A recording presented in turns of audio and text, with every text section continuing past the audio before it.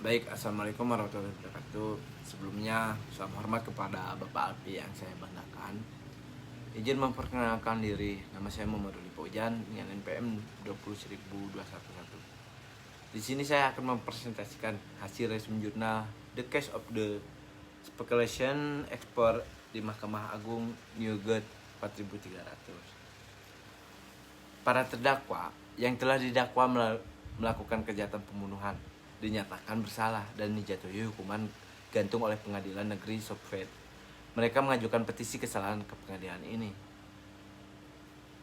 Trupeni, CJ keempat terdakwa adalah anggota. Dengan kesemakmuran ini berada di posisi jauh dari pintu masuk gua. Terjadi longsor, batu-batu besar berjatuhan sedemikian rupa sehingga mengalami satu-satunya pintu gua yang diketahui. Ketika orang-orang tersebut mengetahui keadaan mereka yang sulit, mereka menetapkan di dekat pintu masuk yang terhalang untuk menunggu sampai tim penyelamat membersihkan puing-puing yang menghalangi mereka meninggalkan penjara bawah tanah. Atas kegagalan Wetmore, para terdakwa untuk kembali ke rumah mereka. Sekretaris perkumpulan diberitahu oleh keluarga mereka. Tampaknya para penjelajah telah meninggalkan petunjuk di markas besar Society mengenai lokasi gua yang mereka usulkan untuk dikunjungi. Tugas penyelamatan terbukti sangat sulit. Penting untuk menambah kekuatan partai asli dengan menambah jumlah manusia dan mesin secara berulang-ulang yang harus diangkut dengan biaya besar ke daerah terpencil dan terisolasi di mana gua itu berada. Sebuah camp sementara terdiri dari para pekerja, salah satunya insinyur, ahli geologi, dan ahli lainnya. Pekerja menghilangkan penghalang beberapa kali terhambat oleh tanah longsor baru. Dalam salah satu insiden tersebut, 10 pekerja yang sedang membersihkan pintu masuk tewas. Pembendaharaan masyarakat spekulensi segera habis di 800.000 flare yang dikumpulkan sebagai melalui langganan masyarakat dan lagi melalui hibah legislatif dibelanjakan sebelum orang-orang yang dipenjarakan itu diselamatkan. Karena diketahui bahwa para penjajah hanya membawa sedikit perbekalan dan karena diketahui juga bahwa tidak ada hewan ataupun tumbuhan di dalam gua tempat mereka bertahan hidup. Sejak awal timbul kekhawatiran mereka mungkin akan menemui ajal karena kelaparan sebelumnya. Akses kepada mereka dapat diperoleh pada hari ke-20 pemenjaraan mereka. Untuk pertama kalinya diketahui bahwa mereka membawa serta ke dalam gua tersebut mesin nirkabel portable dan mampu mengirim dan menerima pesanan. Tinjauan hukum Harvest. Jadi setelah itu tidak ada pesan lebih lanjut yang diterima dari dalam gua. Dan diasumsikan bahwa baterai listrik mesin nirkabel penjajah telah habis. Ketika orang-orang di penjara akhirnya dibebaskan. Diketahui bahwa pada hari ke-23 setelah mereka masuk ke dalam gua, Wetmore telah dibunuh dan dimakamkan oleh teman-temannya.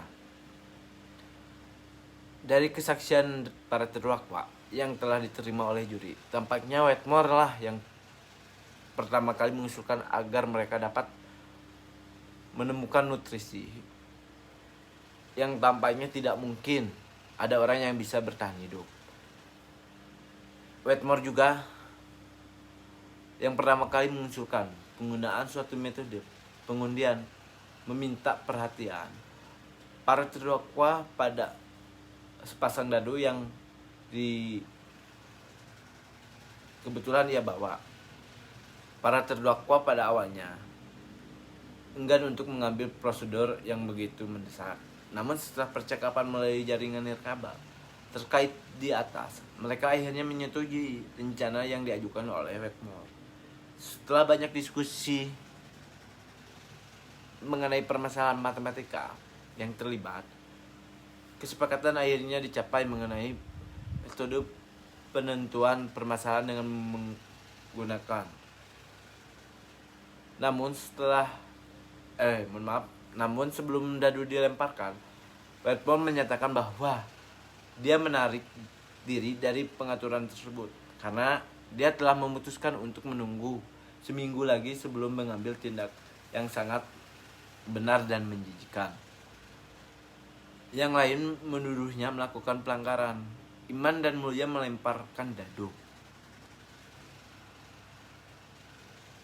Ketika tiba giliran Wetmore, dadu dilemparkan untuknya oleh salah satu terdakwa dan dia diminta untuk menyatakan segala keberatan yang mungkin dia miliki terhadap keadilan lemparan tersebut.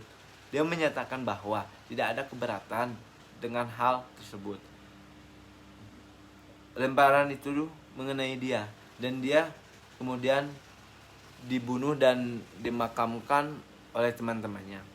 Setelah terdakwa diselamatkan dan setelah mereka menyelesaikan rawat inap di rumah sakit tempat mereka menjalani perawatan, karena kekurangan gizi dan shock, mereka didakwa atas pembunuhan Roger Wetmore di persidangan. Setelah kesaksian selesai, mandor juri menyatakan kepada pengadilan, apakah juri mungkin akan menemukan putusan khusus dan menyerahkan kepada pengadilan untuk mengatakan apakah berdasarkan fakta-fakta yang ditemukan terdakwa bersalah. Setelah melalui beberapa diskusi baik jaksa penuntut umum maupun penasehat hukum, para terdakwa menyetujui prosedur dalam putusan khusus yang panjang dan lebar. Juri menemukan fakta sebagaimana telah saya ceritakan di atas. Menemukan lebih lanjut bahwa jika berdasarkan fakta-fakta tersebut, terdakwa bahwa bersalah atas tindak pidana yang didakwakan terhadapnya. Kemudian mereka memutuskan bahwa terdakwa bersalah. Berdasarkan putusan ini, hakim pengadilan memutuskan bahwa para terdakwa bersalah membunuh Roger Wetmore. Hakim kemudian memvonis mereka untuk digantung hukum persemakmuran. Kita tidak mengizinkan dia untuk mempunyai kebijaksanaan sehubungan dengan hukuman yang akan dijatuhkan. Setelah juri dibebaskan, para anggota ikut berkomunikasi dengan ketua eksekutif, meminta agar hukuman diringankan menjadi 6 bulan penjara. Namun, hakim pengadilan menyampaikan komunikasi serupa kepada ketua eksekutif. Dampaknya bagi saya bahwa dalam penanganan kasus yang luar biasa ini, juri dan hakim pengadilan mengikuti tindakan yang tidak hanya adil dan bijaksana, namun merupakan satu-satunya tindakan yang terbuka bagi mereka berdasarkan hukum. Undang-undang ini tidak mengizinkan pengecualian apapun yang diterapkan pada kasus ini. Namun simpati kita mungkin mendorong untuk mempertimbangkan situasi yang tragis yang dialami orang-orang ini. Dalam kasus seperti ini, prinsip gerasi eksekutif tampaknya sangat cocok untuk meringankan kerasnya hukuman. Dan saya mengusulkan kepada rekan-rekan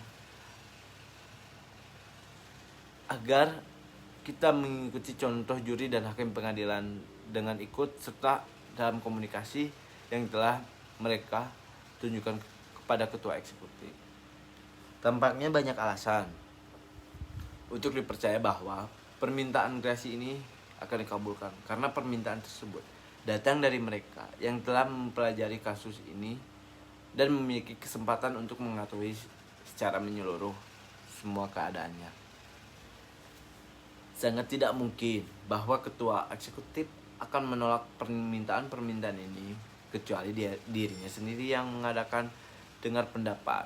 Setidaknya sama dengan ekspresifnya mereka yang terlibat dalam persidangan di bawah ini, bahwa berlangsung selama 3 bulan penyelenggara sidang seperti ini tidak sesuai dengan fungsi eksekutif seperti yang biasanya dipahami.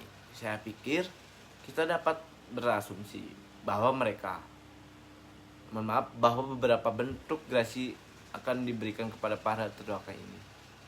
Jika hal ini dilakukan, maka keadilan akan ditegakkan tanpa mengurangi isi atau semangat undang-undang kita, tanpa memberikan dorongan apapun bagi Foster. Saya terkejut bahwa Ketua Mahkamah Agung dalam upaya untuk melepaskan diri dari rasa malu atas kasus tragis ini seharusnya mengadopsi dan seharusnya juga mengusulkan kepada rekan-rekannya seorang mantan hakim sekaligus begitu kotor dan sangat jelas. Sekian hasil resum dari saya. Sebelumnya mohon maaf apabila ada kesalahan pembaca. Wassalamualaikum warahmatullahi wabarakatuh.